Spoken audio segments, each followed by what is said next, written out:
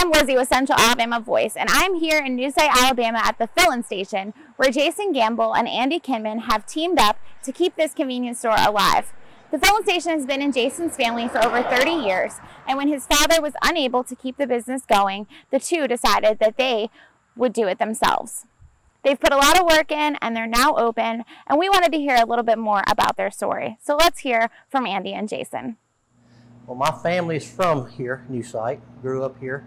My wife's from Elliott City, so we live about halfway in between. But my mom and dad I grew up in the convenience store business. So when I was a kid, I used to do my homework on this chop block.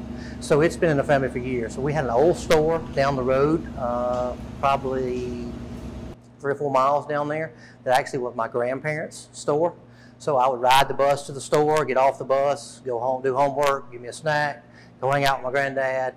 And so I grew up in that family-run atmosphere. We've been up here for 34 years. He's been up here for 30, he and my mom. My mom passed away unexpectedly about 16 months ago, so my dad just hasn't had the energy and effort to keep going on a daily basis. Hoping we can keep him around some, but not full-time.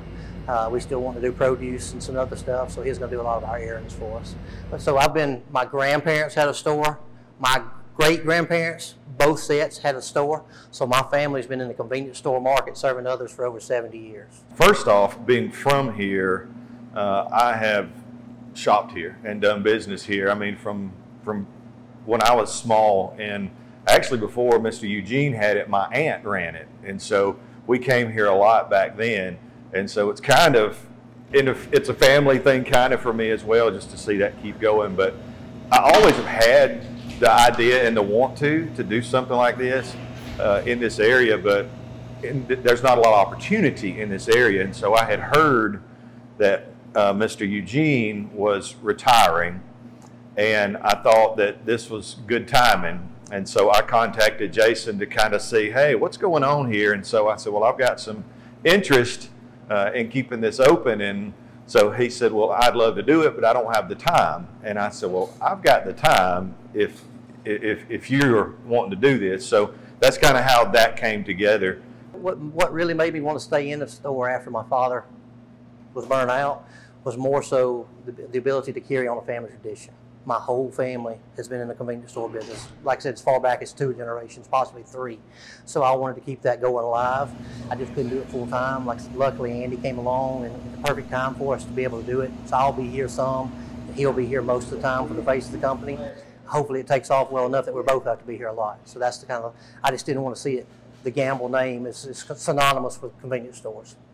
It's just been a lot of elbow grease, really, and getting it to where where we want it.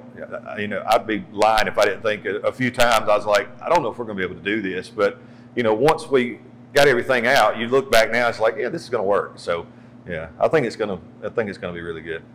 We're hoping to have a full deli where we can do a sit-down breakfast in Newsite, which is not an opportunity for that now.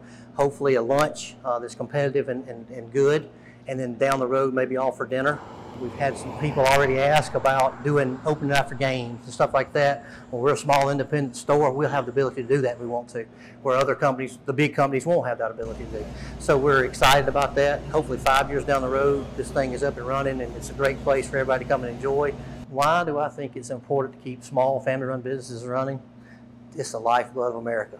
Has been and always will be. Truckers, family-run businesses are the lifeblood. The big companies come in, they're great to have, but if we depend on them on an everyday basis, we're going to be in trouble because they've monopolized the market.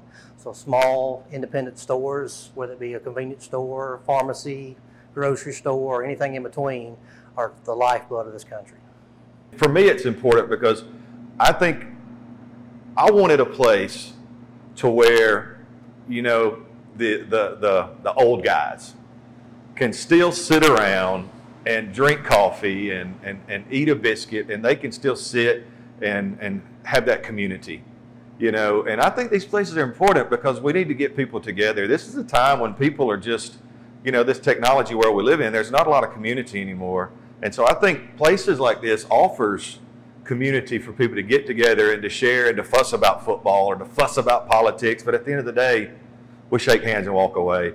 But a place for that, a place for kids. Kids don't hang anymore. So we're hoping, we're going to have ice cream.